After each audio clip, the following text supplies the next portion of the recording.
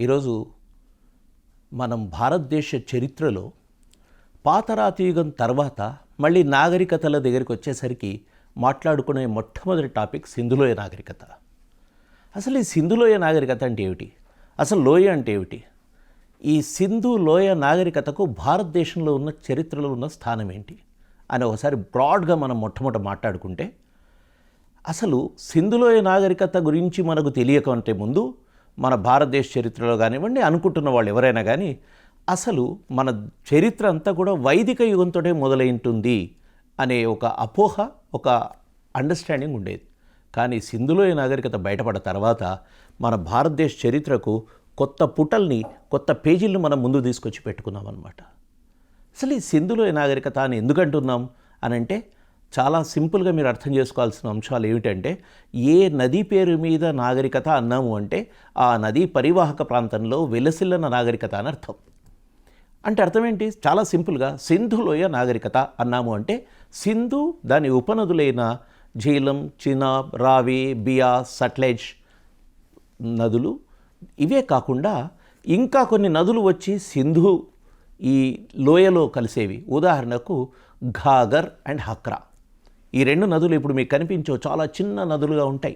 ఈ ఘాగర్, హక్రా, లేకపోతే హిండన్ లాంటి నదులు. ఇప్పుడు హిండన్ అనేది ఢిల్లీ పరివాహక ప్రాంతాల్లో ఉత్తరప్రదేశ్లో ప్రవహిస్తుంటుంది.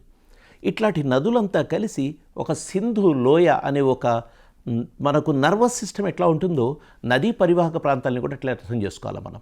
అంటే నదులు, ఉపనదులు, ఆ ఉపనదుల్ని నింపుతున్న ఏర్లు, వాగులు, ఇవంతా కలిస్తే ఒక నాడీ వ్యవస్థలాగా తయారవుతుంది మొత్తం. ఇది ఒక లోయ, ఒక నదీ లోయ నాగరికత.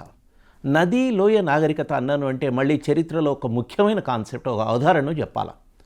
మానవ జాతి నదులు, ఏర్లు, వాగుల పొంటే ప్రవహించింది. జాతి ప్రవహించిందన్న నదే కాదు, జాతి కూడా ప్రవహిస్తుంది. ఎందుకు అంటే నీళ్లు లేకుండా మనిషి లేరు. నీళ్లుంటేనే మనిషి మనం తాగడానికి, మనం మనుగడకు ఉంటుంది. రెండవ అంశం వచ్చి నీళ్లతో పాటు కొత్త రాతి యుగంలో మనం మొదలుపెట్టిన వ్యవసాయం ఉంది. అస్సలు వ్యవసాయం కంటే ముందు కూడా జంతువులు కూడా ఎక్కడ నిలబడతాయి? నీటి తావుల దగ్గరికే వస్తాయి. నువ్వు వేటాడాలన్న నీళ్లు కావాలా? సో ఆటోమేటిక్గా నీళ్లు, జలం లేనిదే మనిషి జీవనం లేదు. కాబట్టి ఈ నీటి తావులు, నీటిని ఆనుకొనే మనకు నాగరికత విలసిల్తుంది. అందుకే ఒక మంచి కాన్సెప్ట్ ఉంది, నది నాగరికతను కంటుంది అంటాం. నది కనేది నాగరికతను, ఒట్టి పంటలు గింటలు కాదు, మొత్తం నాగరికతను కంటుంది. సో భారతదేశ చరిత్రలో మొట్టమొదట మాట్లాడుకుంటున్నది సింధులోయ నాగరికత. భారతదేశంలో ఉన్న సింధులోయ నాగరికతతో పాటు ప్రపంచంలో వేరే చోట్ల కూడా కొన్ని నాగరికతలు సదే సమయంలో విలసిల్లినాయి. వాటి గురించి కూడా మనం అర్థం చేసుకోవాలా, కొంత సంక్షిప్తంగా తెలుసుకోవాలి. మొట్టమొదటిది మెసొపొటేమియా నాగరికత. అంటే ఈరోజు మనం మాట్లాడుతున్న మోడర్న్ ఇరాక్ అనేదైతే ప్రాంతం అంటున్నామో, ఇరాక్లో మనకు ఉన్నది మెసొపొటేమియా నాగరికత. ఇక చైనా, ఇది one of the ancient places in the world. చైనాలో హువాంగ్ హో నది ఒడ్డున విలసిల్లిన నాగరికత చైనా నాగరికత. ఇందాక మాట్లాడిన మెసొపొటేమియా నాగరికత టైగ్రిస్, యూఫ్రటిస్ నదుల పొంటి, నదుల ఒడ్డున నెలకొన్న నాగరికత. ఇక మూడవ నాగరికత ఈజిప్షియన్ నాగరికత. ఈజిప్షియన్ నాగరికత వచ్చేసి నైలు నది పరివాహక ప్రాంతంలో వచ్చింది. సో 4 నదీ నాగరికతల్ని మనము పాత చరిత్రలో, మొత్తం ప్రపంచ చరిత్రలో తొలి నాగరికతలుగా మనం గుర్తించాలి. ఒకటి సింధు మన దగ్గర ఉంది, రెండవది చైనీస్ది, 3 ఈజిప్షియన్, 4 మెసొపొటేమియన్. సో ఈ నాగరికతలకు కామనాలిటీస్ ఉంటాయి, డిఫరెన్సెస్ ఉంటాయి. అది మళ్ళీ విస్తృత చరిత్రలో భాగంగా మనం ఎప్పుడైనా చదువుకోవచ్చు. కానీ ఈరోజు మనం సింధులోయ నాగరికత గురించి కాన్సన్ట్రేట్ చేద్దాం, దాని గురించి ముఖ్యంగా చదువుదాం. అసలు సింధులోయ నాగరికత అనేది ఎందుకు ఇంపార్టెన్స్ అని మనం మాట్లాడాలి. ప్రతి అంశం మీద, ఏ టాపిక్ మీద మీరు చదువుకున్నా వాటి యొక్క సారాంశాన్ని ముఖ్యాంశాలుగా 3-4 పాయింట్స్గా మీరు గుర్తుపెట్టుకుంటే మళ్ళీ మీరు ఎస్సే రాయటానికి చాలా ఉపయోగపడుతుంది. కాబట్టి మొట్టమొదటి పాయింట్ ఏమిటంటే, సింధులోయ నాగరికత భారతదేశ చరిత్రలో తొలి అర్బన్ సివిలైజేషన్, తొలి పట్టణ నాగరికత. పట్టణ నాగరికత అన్నాము అంటే ఆటోమేటిక్గా మన కళ్ళ ముందు ఏం రావాలి? నగరాలు రావాలి, పట్టణాలు రావాలి, గ్రామాలు ఉంటాయి. గ్రామాలు కొత్త రాతి యుగంలోనే మొదలైనవి, కానీ పట్టణాలు మొదలు కాలే. కానీ ఈ కొత్త రాతి యుగంలో వస్తున్న విప్లవం ఏదైతే ఉందో క్రమంగా పట్టణాలకు దారితీసింది. ఎట్లా దారితీసిందో ఒక చిన్న క్రమం చెప్తాను. ఇది కనుక అర్థం చేసుకుంటే మీకు నాగరికతల గురించి ఎప్పటికైనా అర్థమవుతుంది. గ్రామాలు పంటలను పండిస్తున్నాయి. పంటలతో పాటు గ్రామాల్లో మీకు చేతి వృత్తులు ఉంటాయి. ఈ పంటలు చేతి వృత్తులు ఎప్పుడైతే అధికమవుతుందో, ఎక్కువైందో, ఈ ఎక్కువైంది మళ్ళీ మార్కెట్కి అమ్ముకోవాలా, ఇంకొక చోటుకి తీసుకోవాలా, ఎక్స్చేంజ్ చేసుకోవాలి. ఈ ఎకనమిక్ ట్రాన్సాక్షన్ ఈ వ్యవహారం ఏదైతే ఉందో ఇదంతా ఒక పెద్ద స్పేస్ను క్రియేట్ చేస్తుంది. ఆ స్పేసే మార్కెట్, ఆ స్పేసే సంత. ఆ సంతలే పెద్ద టౌన్స్, చిన్న చిన్న టౌన్స్గా మారుతాయి. ఆ టౌన్స్ క్రమంగా పెద్ద పట్టణాలు అవుతాయి. అంటే ఏమిటి? గ్రామాల్లో జరుగుతున్న వ్యవసాయం, తర్వాత చేతి వృత్తుల ప్రొడక్షన్, ఇవంతా మార్పిడి కోసం వస్తున్న క్రమంలో మీకు నగరాలు, మొట్టమొదట పట్టణాలు, ఆ తర్వాత నగరాలు ఏర్పడతాయి. ఇది నాగరికతకు సంబంధించిన ముఖ్యమైన లక్షణం. కాబట్టి గ్రామాలు, పట్టణాలు, నగరాలు అనే సీక్వెన్స్ కనుక మనం అర్థం చేసుకుంటే ఈ సివిలైజేషన్ ఏదైతే ఉందో భారతదేశ చరిత్రలో సింధులోయ నాగరికత తొలి పట్టణ నాగరికత అని అర్థం చేసుకోవాలి. అంటే అప్పటికే సింధులోయ ప్రాంతంలో గ్రామాలన్నీ విలసిల్లినాయి, అక్కడ మంచి పంటలు పండుతున్నాయి. ఈ పంటలంతా ఎందుకు పండుతున్నాయి అంటే ఈ సింధులోయలో ప్రవహిస్తున్న నదీలు ఏవైతే ఉన్నాయో ఆ నదుల ద్వారా వస్తున్న ఒండ్రుమట్టి ఏదైతే ఉందో ఆ ఒండ్రుమట్టి అద్భుతమైన ఫలితాలను ఇస్తున్నది, మంచి దిగుబడిని ఇస్తున్నది. అది పంటలకు కారణం. ఈ పంటలతో పాటు మిగతా ఉత్పత్తులు ఉండటం, ఈ ఉత్పత్తుల ద్వారా పట్టణ నాగరికత అభివృద్ధి చెందడం, ఇది సింధులోయ నాగరికత మొట్టమొదటి లక్షణం. రెండవది, సింధులోయ కాలంలోనే మనకు మొట్టమొదటిసారి భారత ఉపఖండానికి మిగతా సమాజానికి వేరే ప్రాంతాల్లో, అంటే సముద్రాలు దాటి వేరే వేరే ప్రాంతాల్లో ప్రపంచంలో, ఉదాహరణకు సుమేరియన్ నాగరికత, ఈ మెసొపటోమియన్ అంటున్నాం, ఆ ప్రాంతానికి వెళ్ళి మనం ఎక్స్చేంజ్ చేసుకోవటం, వర్తకం చేయడం మనకు కనిపిస్తున్నది. ఇరాన్ లాంటి ప్రాంతాల్లో, ఆఫ్ఘనిస్తాన్ లాంటి ప్రాంతాల నుంచి కొన్ని విషయాల్ని మనం కొన్ని వస్తువుల్ని మనం దిగుమతి చేయడం కనిపిస్తున్నది. ఇదంతా కూడా రెండవ లక్షణం. So interaction with other areas అనేది రెండవ లక్షణం. మొట్టమొదటిది పట్టణ నాగరికత. మూడవది, ఈ కాలంలో మనకు కనిపిస్తున్న సామాజిక అంశాలు, సాంస్కృతిక అంశాలు.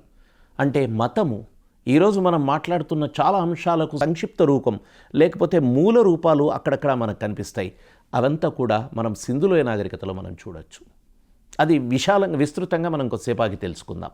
ఈ రకంగా సింధులోయ నాగరికతను 3-4 ముఖ్యమైన అంశాలుగా, ప్రత్యేకమైన అంశాలుగా మనం గుర్తించాలి. ఇక ఈ మొత్తం సింధులోయ నాగరికతను 3 స్టేజులుగా డివైడ్ చేస్తున్నాం. ఎప్పుడు మనం ఏ విషయాన్ని అర్థం చేసుకోవాలన్నా కానీ మనం ఎప్పుడైనా ప్రతి అంశాన్ని వాటి క్రమం, ఏదైనా సరే ఒక సందర్భం ఇక్కడి నుంచి ఇంకొక సైడ్ మారుతూ వస్తుంది.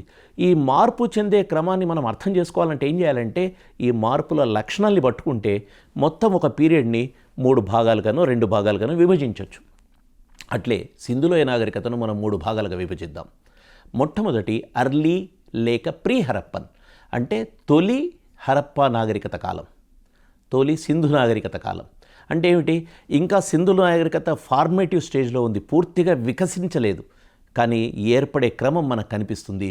అది 3200 బీసీ నుంచి దాదాపు 2600 బీసీ వరకు, 3200 బీసీ నుంచి 2600 బీసీ వరకు ఉన్న కాలాన్ని మనం తొలి హరప్పా కాలం అంటున్నాం. ఇక మధ్యలో వచ్చేది, దాని తర్వాత వచ్చేది మెచ్యూర్ హరప్పన్ ఫేజ్. మెచ్యూర్ అంటే వికసిత కాలం. అంటే ఈ పీరియడ్లో ఏమైంది? పూర్తిగా అభివృద్ధి చెందిన హరప్పా యుగం ఇది. ఈ అభివృద్ధి చెందిన అనగానే ఏంటి అంటే దీంట్లో మనకు స్పష్టంగా కనిపించేది నగరాలు కనిపిస్తాయి, పట్టణాలు కనిపిస్తున్నాయి. ఈ పట్టణాల్లో ఉత్పత్తి కనిపిస్తుంది, ఇక్కడ ఉత్పత్తి అవుతున్న వాటిని పంపేయడం కనిపిస్తున్నది. తర్వాత కొన్ని కట్టడాలు కనిపిస్తున్నాయి, ఈ కట్టడాల యొక్క విశేషతగా మనకు అర్థమవుతుంది. ఇదంతా కూడా మెచ్యూర్ హరప్పన్ ఫేస్ అంటాం. ఇక మూడవది లేట్ హరప్పన్ ఫేస్. ప్రతి దాంట్లో పెరుగుదల, ఒక వికసిత దశ, ఒక మెచ్యూర్ ఫేస్, దాని తర్వాత అభివృద్ధి చెందిన దశ, దాని తర్వాత పతన దశ. ఈ లాస్ట్ ఫేస్ను మనం లేట్ హరప్పన్ ఫేస్ అంటాం. దీన్ని సబ్ ఇండస్ అని కూడా అంటారు. లేట్ హరప్పన్ ఫేజ్ అంటే ఏమిటంటే హరప్ప నాగరికత క్షీణిస్తున్న కాలం ఇది. 1900 నుంచి 1300 వరకు క్రమంగా హరప్ప నాగరికత క్షీణిస్తున్నది. ఎందుకు క్షీణిస్తున్నది, దాని కారణాలు ఏమిటి, మనం ఈ లెసన్ లాస్ట్లో మనం మాట్లాడుకుంటాం. కాబట్టి క్షీణిస్తున్న దశ మనకు అర్థమవుతున్నది. ఇది సింధులోయ నాగరికత యొక్క ముఖ్యమైన 3 లక్షణాలు. అసలు సింధులోయ నాగరికత, పట్టణ నాగరికత అన్నామంటే మొట్టమొదటి అంశం ఏమిటి? పట్టణ నాగరికత అన్నాము అంటే పట్టణం ఉండాలి. పట్టణం ఉండాలంటే ఇండ్లు ఉండాలి, ఇండ్లు ఒక పద్ధతిలో ఉండాలి. ఇది పట్టణ నాగరికత. సింధులోయ నాగరికత మొట్టమొదటి అంశాన్ని నేను ఇప్పుడు వివరిస్తున్నాను. మొట్టమొదటి అంశం పట్టణ నాగరికత.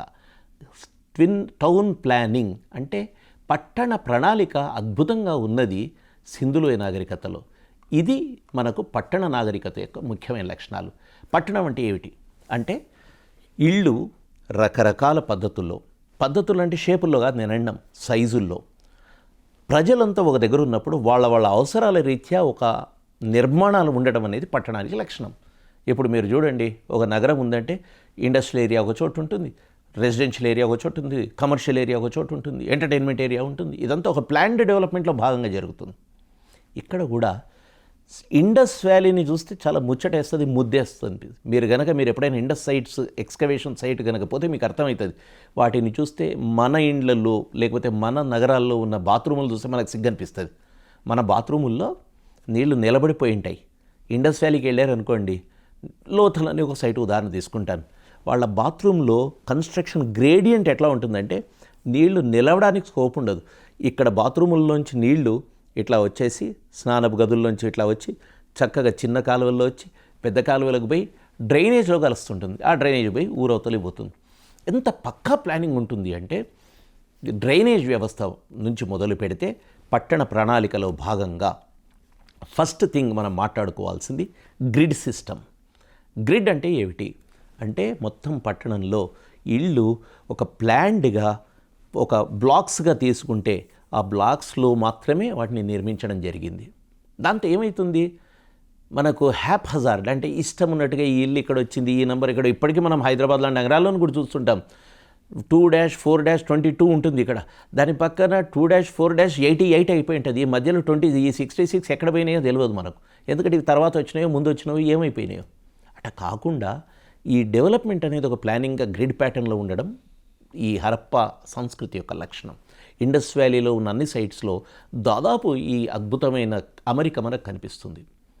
దీంట్లో మనకు రెండుగా విభజించాలి హరప్పా పట్టణాలని, లేకపోతే సింధులోయ పట్టణాలని మనం రెండుగా చూస్తాం. ఒకటేమో సిటాడెల్ అంటే ఎగువ నగరం, ఎగువ పట్టణం, దిగువ పట్టణం. ఈ ఎగువ పట్టణంలో ఏముంది అని అంటే ఎగువ పట్టణంలో ఆ కాలపు పాలక వర్గాలకు సంబంధించిన కట్టడాలు ఉంటాయి. పాలక వర్గాలు అంటే ఏమిటి మనకు తెలియదు. రాజు ఉన్నాడో తెలియదు, మంత్రి ఉన్నాడో తెలియదు, లేకపోతే డెమోక్రసీ అంటే ఏమన్నా ఓట్లు వేసుకున్నారో తెలియదు. ఎందుకు తెలియదు అంటే దాని కథ మళ్ళీ చెప్తాను. కానీ డెఫినెట్గా ఇంత నగరం ఉంది, ఇంత పట్టణం ఉంది అంటే ఈ పట్టణానికి ఒక పాలక వర్గం ఉండాలి. ఆ పాలక వర్గాల యొక్క కట్టడాలు మీకు సింధులోయ నాగరికతలో ఎగువ పట్టణంలో కనిపిస్తాయి. అక్కడే సామాజికంగా సామూహికమైన విషయాలు అంటే మొత్తం సమాజానికి, మొత్తం నగరానికి సంబంధించిన మనము కామన్ పబ్లిక్ ప్లేసెస్ అంటాం. అంటే ఉదాహరణకు మనము auditorium common public place, marriage halls common public place, granaries మనకు అంటే ధాన్యాగారం ఎవడి వ్యక్తిగతం కాదు, ఆ నగరానికి సంబంధించిన ధాన్యాగారం అక్కడే ఉంటుంది. అప్పర్ సిటాడిల్లో అంటే ఎగువ నగరంలో ఉంటుంది. తర్వాత కొన్ని పెద్ద పెద్ద కట్టడాలు ఉంటాయి. ఇవంతా దేనికి వాడారో మనకి ఈరోజు తెలియదు, కానీ ఎక్స్కవేషన్స్లో మనకు ఈ కట్టడాలు కనిపిస్తున్నాయి. సో ఈ రకంగా మనకు అర్బన్ సివిలైజేషన్కు సంబంధించిన లక్షణం అక్కడ మనకు కనిపిస్తున్నది. ఈ ఫేజ్లో ఈ కట్టడాల్లో ఈ బ్రిక్ సైజ్ కూడా తేడా ఉంటుంది. ప్రైవేట్ ఇండ్లలో ఉన్న కట్టడాల సైజ్ కొంచెం చిన్నగా ఉంటే గ్రానరీస్ అంటే ధాన్యాగారాలు లాంటివి పెద్ద పెద్దవి అంటే ధాన్యమంతా ఒక దగ్గర పెట్టడానికి ఏదైతే ఉంటుందో ఆ ధాన్యాగారాలకు సంబంధించిన ఈ బ్రిక్ సైజు పెద్దగా ఉంటుంది. ఇదంతా కూడా పట్టణ ప్రణాళిక సంబంధం. తర్వాత ఊళ్ళలో కూడా మీకు ఈ టౌన్స్లో కూడా ఈ ఖననం అంటే శ్మశానాలు ఒక మూలకుంటాయి కింది వైపు. దిగువ నగరం ఏదైతే ఉందో దిగువ నగరంలో కింది వైపు ఉండేవి మనకు ఈ శ్మశాన వాటికలు. తర్వాత వర్క్షాప్స్ అంటే తయారీ కేంద్రాలు, ఇవి కూడా లోవర్ ఏరియా, లోవర్ సిటడిల్ అంటే దిగువ నగరంలో ఉంటుంది. వర్క్మెన్ అంతా ఉండేది దిగువ నగరంలోనే. కూలీలు అంటే చాలా రోజువారీ పనిచేస్తున్న వాళ్ళు వీళ్ళందరూ దిగువ నగరంలో ఉంటారు. ఇది మనకు పట్టణ ప్రణాళికలో చాలా ముఖ్యమైనది. ఈ పట్టణ ప్రణాళికను ఇంకా సింపుల్గా మనము మాట్లాడాలంటే నిజానికి ఒక పెద్ద ప్లాన్డ్ అండర్స్టాండింగ్ ఆఫ్ డెవలప్మెంట్ చూడాలంటే సింధులోయ నాగరికతలో పట్టణంలో మనకు కనిపిస్తూ ఉంటుంది. ఇక డ్రైనేజ్ సిస్టమ్ ఇంకొక ఇంపార్టెంట్ ఆస్పెక్ట్. డ్రైనేజ్ సిస్టమ్ అంటే ఏమిటి? ఇండ్లలోంచి వస్తున్న నీళ్లు నగరంలో ఏ రకంగా ఒక దగ్గరికి పోయి చిన్న కాలువల నుంచి పెద్ద డ్రైనేజీలకు పోయి ఆ డ్రైనేజ్కు మధ్య మధ్యలో సోక్ పిట్స్ అంటే ఏమిటి, ఈ చెత్త చెదారం పోయి డ్రైనేజీలు బ్లాక్ కాకుండా ఈరోజు మనకు వానాకాలంలో వస్తే జరుగుతుందే అంతకంటే అధ్వానంగా మనకు కనిపిస్తుంటుంది. ఇప్పుడు ఇండస్ వ్యాలీలో మధ్య మధ్యలో సోక్ పిట్స్, తర్వాత ఈ చెత్త వస్తే తీసేయడానికి అనుగుణంగా మూతలు, ఇవన్నీ కూడా మనకు డ్రైనేజ్ సిస్టంలో తవ్వకాలు దొరికాయి. ఇవే కాకుండా గుర్తుపెట్టుకోవాల్సిన అంశాలంటే ఇండ్లు ఏవి కూడా ముఖ్యమైన మన రహదారులు ఉంటాయి, డోర్స్ కానీ విండోస్ కానీ రహదారుల దిక్కు ఓపెన్ కావు. అంటే సైడ్ లేన్స్లో ఓపెన్ అవుతాయి కానీ రహదారుల దిక్కు విండోస్ ఉండవు, డోర్స్ ఉండవు. అంటే అర్థం ఏంటి, మనుషులు డోర్ తీసుకొని రోడ్డు మీదకి రాకూడదు, మనుషుల కిటికీలు రోడ్డు మీదకి ఉండవు, దుమ్ము ధూళి చెత్త చెదారం అట్లా లోపలికి పోదు. ఇదంతా కూడా సింధులోయ నాగరికత యొక్క లక్షణాలు. నగరాల్లో ఇండ్ల సైజులు, పెద్ద ఇండ్లు చిన్న ఇండ్లు రెండు ఉన్నాయి. దేన్ని సూచిస్తాయి? పెద్ద ఇండ్లు పాలక వర్గాల్ని లేకపోతే కొద్ది డబ్బున్న వర్గాన్ని సూచిస్తుంది. చిన్న ఇళ్ళు హరప్పాలో చిన్న 1 రూమ్ అపార్ట్మెంట్, ఇప్పుడు మనం single bedroom double bedroom apartments అంటున్నామే, అట్లా సింగిల్ రూమ్ హౌసెస్ కనిపించాయి. సింగిల్ రూమ్ ఎవరికి ఉపయోగపడడం? దాన్ని మనకు చరిత్రలో కూలీ కాలనీస్ అన్నారు. అంటే వీళ్ళంతా ఎవరు? వృత్తి పని వాళ్ళు. ఫ్యాక్టరీస్, ఈరోజు మనం ఫ్యాక్టరీ అంటున్నాం, వాటిని వర్క్షాప్స్ అనాలి. వర్క్షాప్స్లో పనిచేస్తున్న వాళ్ళు, ఫ్యామిలీస్ ఊళ్ళలో ఉన్నాయేమో తెలియదు కానీ చిన్న రూములు, ఆ రూముల్లో ఉంటున్న వాళ్ళు. అంటే ఒకవైపు పెద్ద ఇళ్ళు, ఒకవైపు చిన్న ఇళ్ళు కనిపిస్తున్నాయి. అంటే అర్థం ఏమిటి? వర్గ సమాజం ఉంది. మనకు పట్టణ నాగరికతలో పట్టణము వర్గ సమాజాన్ని కూడా సూచిస్తుంది. ఇదంతా కూడా మనకు ఇండస్ యొక్క ప్లాన్డ్ సిటీలో మనకు కట్టడాల్లో కనిపిస్తున్న లక్షణం. ఇక దాని తర్వాత సమాజం గురించి మాట్లాడతాం. సమాజం అర్బన్ సొసైటీ. ఈ సమాజం గురించి మాట్లాడే ముందు ఈ సమాజానికి ఉన్న లక్షణాల గురించి మాట్లాడాలంటే ఈ సమాజానికి కావలసిన ఆర్థిక వనరులు ఎట్లా వస్తున్నాయి అంటే మొట్టమొదటి మనం మాట్లాడాల్సింది అగ్రికల్చర్. ఈ అగ్రికల్చర్ ఎక్కడి నుంచి వచ్చింది? సింధులోయ నాగరికతలో ఇందాకే అంటున్నట్టుగా సింధు నది యొక్క ప్రాంతంలో ఉన్న మొత్తం ఒండ్రు మట్టి పక్కన వస్తున్న వాటి వల్ల ఉత్పత్తి అవుతున్నది మనకు సింధులోయ నాగరికతంలో అగ్రికల్చర్కు సంబంధించిన విషయాలు. ఏమేం పండిస్తున్నారు సింధులోయలో? వీట్, బార్లీ, నువ్వులు. వీట్ అంటే గోధుమలు, బార్లీ, నువ్వులు, ఇంకా చాలా పంటలు పండుతున్నాయి. రైస్ మాత్రం సింధులోయ నాగరికతలో కేవలం 2 ప్రాంతాల్లోనే దొరుకుతున్నది. ఒకటి లోథల్ రంగపూర్ ప్రాంతాల్లో. లోథల్ రంగపూర్ 15 కిలోమీటర్లు 23 కిలోమీటర్ల తేడా ఉంటుంది, 2 కూడా గుజరాత్లో. ఈ 2 కాకుండా మళ్ళీ మనకు కొంత రైస్ తర్వాత ఇంకొక సైట్లో కూడా దొరికింది. ఇది పక్కన పెడితే ఓవరాల్గా చూస్తే రైస్ అనేది తక్కువ, కానీ మనకు వీట్ అంటే గోధుమలు, బార్లీ పంట ఎక్కువ కనిపిస్తుంది. ఎందుకు అంటే సింధులోయ నాగరికతను గుర్తుపెట్టుకోండి. మనం సింధులోయ నాగరికత అంటున్నామంటే ఇది భారతదేశానికి పశ్చిమ దిశలో ఉన్నది. ఉత్తర దిశ నుంచి పశ్చిమ దిశకు చూడండి. మొత్తం ఇటు పంజాబ్ నుంచి మొదలు పెడితే అసలు సింధులోయ నాగరికత ఎక్కడి నుంచి మొదలు పెడుతుందో కూడా చెప్తాను. ఈ మొత్తం ఫేస్ మీకు పశ్చిమ దిశలో ఉంది. సింధులోయ నది, ఏది సింధు నది ప్రవహిస్తున్నదే పంజాబ్ నుంచి. సింధు నది పుట్టేది మనకు హిమాలయాల్లో పుట్టి పంజాబ్ కంటే ముందు హిమాచల్, పంజాబ్ గుండా పాకిస్తాన్లోకి ప్రవహిస్తున్నది. కొంత ఇండియన్ పంజాబ్లో ఉంది, కొంత పాకిస్తాన్ పంజాబ్లో ఉంది. ఇది సింధులోయ. ఈ సింధులోయ నాగరికతకున్న మొత్తం ప్రాంతాలు ఏమిటి మనకు అంటే ఉత్తరంలో జమ్మూ ప్రాంతంలో ఉన్న మాండా టాప్ మోస్ట్ ఏరియా. ఇప్పటి వరకు మనకు సింధులోయ నాగరికత సైట్స్ దొరికినాయి టాప్ మోస్ట్ జమ్మూలో. ఆ తర్వాత కింద సౌత్లోకి వస్తే మహారాష్ట్రలోని దైమాబాద్, అంటే ఉత్తరంలో మాండా, జమ్మూలో మాండా, దక్షిణంలో మహారాష్ట్రలో దైమాబాద్. ఇక తూర్పులో మీకు ఆలంగీర్పూర్ అంటే యూపీలో ఉంటుంది. ఇక్కడ వెస్ట్లో సుక్తాజెండోర్, అంటే ఇది ఎక్కడుంది? పాకిస్తాన్లో ఉంది. సో ఇన్ని ప్రాంతాలను చూసుకుంటే రాష్ట్రాల వారీగా మనం చూసుకున్నామనుకోండి, మొట్టమొదటి భారతదేశంలో ఈ సింధులోయ నాగరికత ప్రాంతాలు ఎక్కడెక్కడ ఉన్నాయి అంటే మొట్టమొదటిది మనం పైనుంచి వస్తే జమ్మూ కాశ్మీర్లో కొన్ని సైట్స్, తర్వాత పంజాబ్, హర్యానా, రాజస్థాన్, గుజరాత్, మహారాష్ట్రలో కొంత భాగం. ఇది సింధులోయ నాగరికత ఉన్న ప్రాంతాలు. మరి సింధులోయ నాగరికత అప్పుడే ఉంది కదా, భారతదేశంలో అన్ని చోట్ల మాత్రం లేదు. ఇది కేవలం సింధులోయ పరివాహక ప్రాంతాల్లో, తర్వాత ఇంకొద్దిగా దిగువన చుట్టుపక్కల స్ప్రెడ్ అయి ఉంటాయి తప్ప ఇక్కడ లేదు. సింధులోయ నాగరికత విలసిల్లుతున్న సమయంలో మనకు ఈ ప్రాంతంలో తెలంగాణలో ఏమవుతుంది అంటే ఇక్కడ మనము వేరే స్టేజ్లో ఉన్నాం. ఇక్కడ అర్బన్ కల్చర్ లేదు అప్పటికి. అర్బన్ అంటే పట్టణ సంస్కృతులలో ఇంత గ్రామాల్లో ఉన్నాం. ఇది సింధులోయ నాగరికతకు సంబంధించిన సైట్స్లో ఉన్న ముఖ్యమైన లక్షణాలు. ఈ లక్షణాలు అర్థం చేసుకుంటే ఇందాక చెప్పినట్టుగా అగ్రికల్చర్ అంటే వ్యవసాయం పండుతోంది. ఇక 2 చేతి వృత్తులు. చేతి వృత్తులు అంటే ఏమిటి? రకరకాల చేతి వృత్తులు తయారు చేసుకున్నారు. ఏం చేతి వృత్తులు అంటే ఉదాహరణకు బీడ్స్ అంటే పూసలు. ఈరోజు మనం వింటే ఆశ్చర్యపోతాం. పూసలు మన దగ్గర తయారైన పూసలకి మెసొపటోమియా గిరాకీ ఉంది. పూసలకు మ్యానుఫ్యాక్చరింగ్ సెంటర్స్ ఉన్నాయి. పూసలు దేంతో తయారు చేస్తున్నారు? పూసలు సెమీ ప్రీషియస్ స్టోన్స్ అంటే విలువైన రాళ్ళు ఉంటాయి, కొంత తక్కువ విలువైన రాళ్ళు ఉంటాయి. ఈరోజు రంగురాళ్ళు అంటున్నాం మనం. రకరకాల స్ఫటికాలు దొరుకుతాయి, రకరకాల ఎర్రటి రాళ్ళు దొరుకుతాయి, గ్రీన్ రాళ్ళు దొరుకుతాయి. ఈ అన్ని రాళ్లను ప్రాసెస్ చేసి కొలిమి లాంటి వాటిలో బాగా వేడి చేసి వాటిలో రంధ్రాలు చేసి ఆ రంధ్రాల నుంచి మనము బీడ్స్ ఇండస్ట్రీ చేసుకున్నారు. ఇది సింధులోయ నాగరికతంలో ఇండస్ట్రీకి సంబంధించిన అంశం. ఇంకా బట్టలు నేశారు. ఇక్కడి నుంచి కాటన్ ఉత్పత్తి అయిన కాటన్ కూడా మెసొపటోమియాకి పోయింది. అంటే ఏమిటి? ఇక్కడ మనం కాటన్ ఉత్పత్తి చేస్తున్నాం వ్యవసాయంలో భాగంగా, తర్వాత చేనేత కూడా ఉంది, అంటే మనం నేస్తున్నాం బట్టలు, ఇవన్నీ కూడా పోయినాయి. సో ఇదంతా మనం ఏం సూచిస్తుంది అంటే సింధులోయ నాగరికత ఒక పట్టణ నాగరికతే కాదు, ఒక ఉత్పత్తి చేస్తున్న ఒక నాగరికత. ఏం ఉత్పత్తి చేస్తున్నది అంటే వ్యవసాయ ఉత్పత్తుల నుంచి మొదలు పెడితే మిగతా ఉత్పత్తులు కూడా ఇక్కడ తయారై విదేశాలకు పోతున్నాయి. పాటరీ పోతున్నది, ఇక్కడున్న పాటరీ. వేరే దగ్గర నుంచి పాటరీ లక్షణాలు మనకు వస్తున్నాయి. పాటరీ అంటే కుండల లక్షణం మనకు వస్తుంది. అద్భుతమైన పాటరీ మనకు సింధులోయ నాగరికత సైట్స్లో దొరికింది. ఆ సైట్స్లో దొరికిన సింధులోయ నాగరికత యొక్క పాటరీ చూస్తూనే మనకు చెప్తుంటాం. ఒక్క పాటరీ గురించి చెప్తాను, ఒక రకమైన పూసల గురించి చెప్తాను. మనకు ఒక పొడుగు కూజా లాంటి దాంట్లో రంధ్రాలు ఉన్న పాటరీ దొరికింది లోథల్ సైట్లో, గుజరాత్లో. ఆ పాటరీ ఎందుకు ఇన్ని రంధ్రాలు ఉండి ఈ కూజా లాంటిది ఏం ఉపయోగపడుతుంది అంటే బ్రూయింగ్ అంటే మనము బీరు ఇట్లాంటి వాటిని అయితే పులియడానికి పెడుతుంటామే.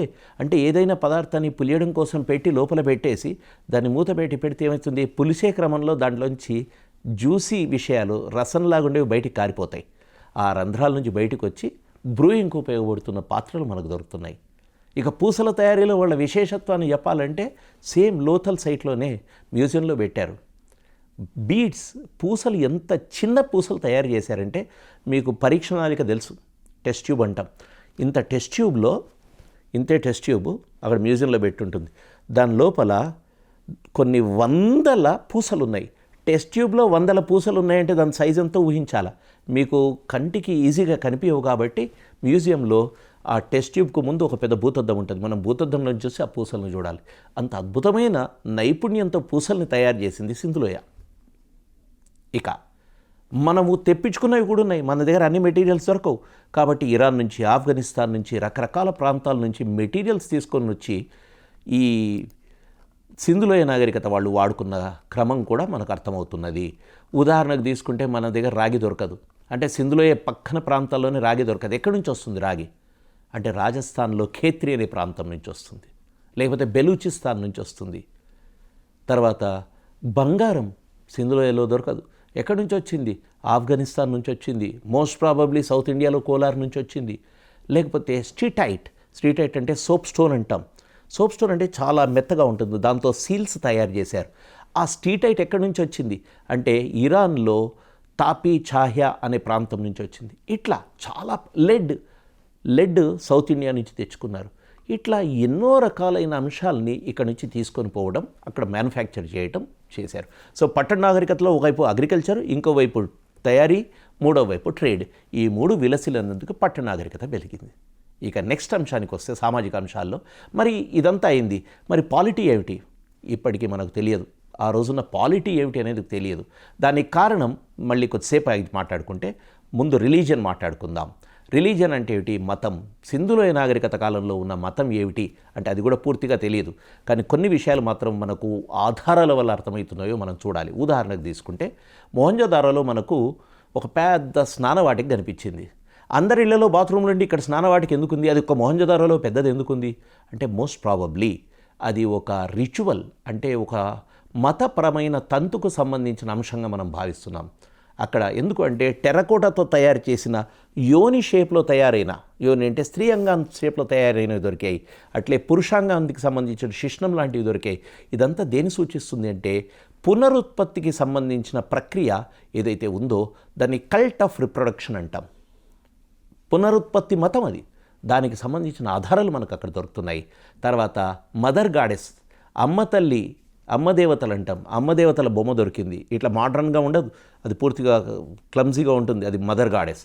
తర్వాత సీల్ మీద ఒక శివుడు లాంటి మనిషి, ఆయన ప్రోటో శివ అంటున్నాం, ఇట్లా కొమ్ములు పెట్టుకొని కూర్చొని ఉన్నాడు, ఆయన పశుపతి మహాదేవ అని అన్నారు. అటువంటి బొమ్మ ఒకటి సీల్ మీద దొరుకుతుంది. అదే కాకుండా రావి చెట్టును పూజ చేసినట్టు, తర్వాత ఇట్లాంటి వాటిని పూజ చేస్తున్నట్టుగా మనం అర్థమవుతుంది. అయితే ఓవరాల్గా సింధులోయ నాగరికతలో మతం ఏంటి అంటే ఈరోజు మనం చెప్పలేం. ఎందుకు చెప్పలేమంటే మతానికి సంబంధించిన లక్షణాలు అర్థం కావాలంటే సింధులోయ నాగరికతలో ఏ స్క్రిప్ట్ ఏదైతే మనకు దొరుకుతుందో, లిపి ఏదైతే దొరుకుతుందో, లిపి చదవగలగాలి. ఇప్పుడు లిపి గురించి 2 ముక్కలు మాట్లాడుకుంటే లిపికి సంబంధించిన సమస్య ఏమిటి అంటే సింధులోయ నాగరికతలో లిపిని మనం ఈరోజు వరకు చదవలేకపోతున్నాం. దాదాపు ఇప్పటివరకు 30 మంది ప్రయత్నించారు. ఆ 30 మందిలో ముఖ్యమైన 2-3 పేర్లు మాట్లాడుకుంటే ఒకటి యాస్కో పర్పోలా అనే అతను, ఇంకొకటి ఐరావతం మహదేవన్ అనే అతను. వీళ్ళు లిపిని చూపించారు, ఇది లిపి ఇట్లిట్లుంటే ఇట్లిట్లా అని. ఎందుకంటే ఇండస్ వ్యాలీ స్క్రిప్ట్ ఏదైతే ఉందో పిక్టోగ్రఫిక్ స్క్రిప్ట్, అంటే బొమ్మల్లాగా ఉంటుంది, చేపలాగా ఇట్ల గీతలు పొడుగు గీతలు ఇవన్నీ ఉన్నాయి. సో దీన్ని అర్థం చేసుకుంటే ఈ సింధులోయ నాగరికత స్క్రిప్ట్ను మనం అర్థం చేసుకోలేకపోతున్నాం అనేది కూడా మనకు అర్థమవుతున్నది.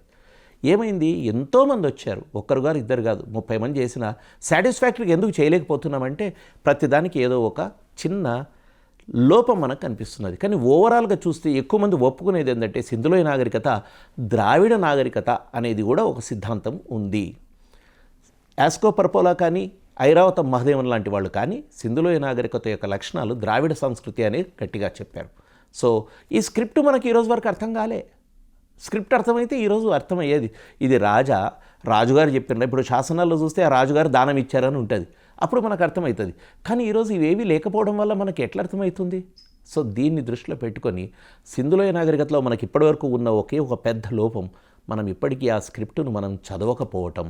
ఆ చదవలేకపోవడం వల్ల మనకేమైంది అంటే ఈ రోజుకి మనకు సింధులోయ అనేది అర్థం కాలేదు, మతము అర్థం కాలేదు, రాజకీయం పూర్తిగా అర్థం కాలేదు. కానీ మతానికి సంబంధించిన అంశాలను చూస్తే తర్వాత క్రమంలో భారతదేశాల్లో వస్తున్న మతాల్లో ఒక కంటిన్యూటీ మనకు అర్థమవుతుంది.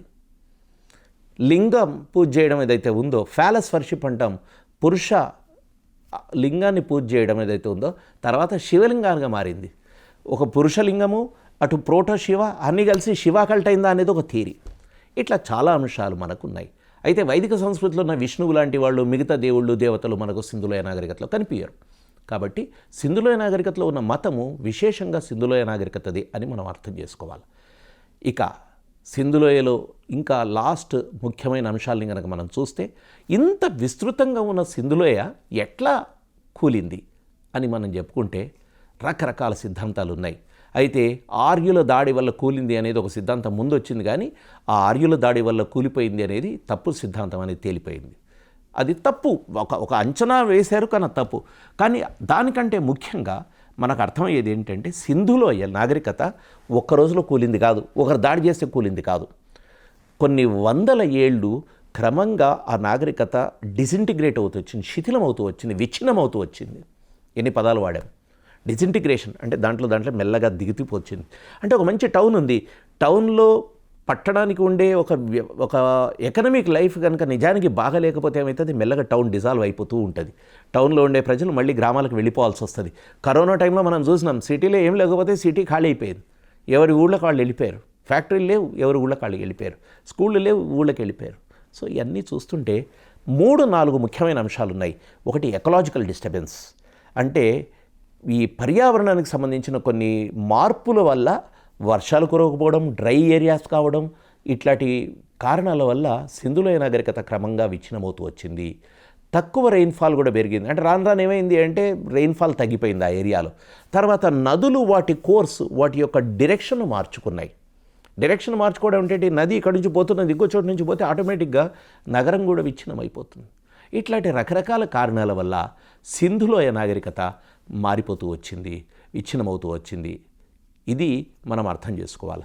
అయితే విచ్ఛిన్నమైందంటే ఇట్లా కూలిపోలేదు, క్రమంగా మెల్లగా గ్రామాలకు వెళ్ళిపోయింది. మళ్ళీ నెక్స్ట్ ఫేజ్ మహాజనపదాలకు వచ్చేటప్పటికి ఈ గ్రామాలే మళ్ళీ నగరాలుగా మారాయి. సెకండ్ స్టేజ్ ఆఫ్ అర్బనైజేషన్ అంటాం, అది 6th సెంచరీలో జరుగుతుంది, బీసీలో. అప్పటి వరకు మళ్ళీ గ్రామీణ నాగరికత ఉండిపోయింది భారతదేశ సమాజం. అయితే సింధులోయ నాగరికతలో చివరి అంశంగా నేను ఊరికే కొన్ని ప్రస్తావించి విడిచిపెడతాను. మీరు 1921లో పాకిస్తాన్లో హరప్పా, ఈరోజు పాకిస్తాన్లో ఉన్న పంజాబ్లో హరప్పాను తవ్వకాలు మొదలు పెడితే దయారాం సాని రావి నది ఒడ్డున ఆ రోజు నుంచి ఈ రోజు వరకు రాఖీగడి వరకు భారతదేశంలో రాఖీగడి అనే ఒక అద్భుతమైన సైట్ ఉంది హర్యానాలో. రాఖీగడి ఇప్పుడు చాలా పెద్ద ఎత్తున తవ్వకాలు జరిగాయి.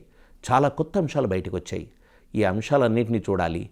రకరకాల సైట్స్ మీకు హరప్పా, మొహంజదారో, లోథల్, కాళీబంగన్, చాన్హుదారో, సుక్తాజిండోర్, రోపడ్, రాఖీగడి ఇవన్నీ కూడా భారతదేశం. ధోలావీర ఈ మధ్యకాలంలోనే ఇంటర్నేషనల్గా యునెస్కో హెరిటేజ్ సైట్గా వచ్చింది. దీన్ని కూడా గుర్తుపెట్టుకోవాలి. సో మీ పాఠ్యాంశాల్లో భాగంగా భారతదేశ చరిత్రలో ఉన్న సింధులోయ నాగరికత సైట్స్, వాటి రాష్ట్రాలు, ఏ నదుల ఒడ్డులో ఉన్నాయి, ఏ రకాలైన విశేషతల్ని మనకు సింధులోయ నాగరికతలు కల్పించాయి చూసుకుంటే సింధులోయ స్టడీ పరిపూర్ణమవుతుంది.